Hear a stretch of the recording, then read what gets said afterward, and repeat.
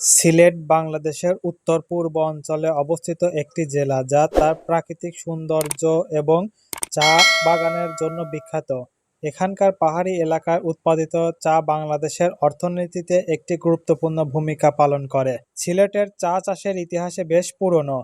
British শাসনামলে 1854 সালে সিলেটের মালনীছড়ায় প্রথম বাণিজ্যিক চা বাগান প্রতিষ্ঠিত হয়। এরপর থেকে ধীরে ধীরে সিলেট ও এর পার্শ্ববর্তী অঞ্চলে আরও অনেক চা বাগান গড়ে ওঠে। এখানকার পাহাড়ি ভূ-প্রকৃতি এবং বৃষ্টিবহুল আবহাওয়া চা চাষের জন্য খুবই উপযুক্ত। সিলেটের পাহাড়ি চা বিশেষ সুগন্ধ এবং স্বাদের জন্য পরিচিত। এখানকার চায়ের কিছু প্রধান বৈশিষ্ট্য হলো স্বাদ ও সুগন্ধ। পাহাড়ি অঞ্চলে উৎপাদিত চাষের একটি স্বতন্ত্র স্বাদ এবং তীব্র সুগন্ধ থাকে। এখানকার চা সাধারণত উচ্চমানের হয়।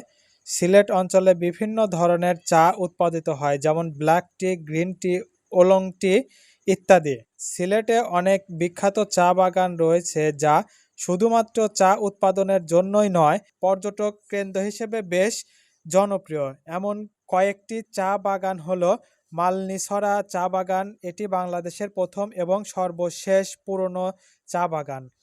লাকালতুরা চা বাগান, এটিও সিলেটের একটি বিখ্যাত চা বাগান। আলীবাহার চা বাগান, এটি সিলেটের একটি মনোরম চা বাগান যা পর্যটকদের আকর্ষণীয় করে তোলে। এছাড়াও সিলেটের শ্রীমঙ্গল, মৌলভীবাজার এবং হবিগঞ্জের অনেক চা বাগান রয়েছে। সিলেটের পাহাড়ি চা বাংলাদেশের একটি ঐতিহ্য। এর স্বাদ, সুগন্ধ এবং প্রাকৃতিক পরিবেশ এটিকে সত্যিই অনন্য করে তোলে।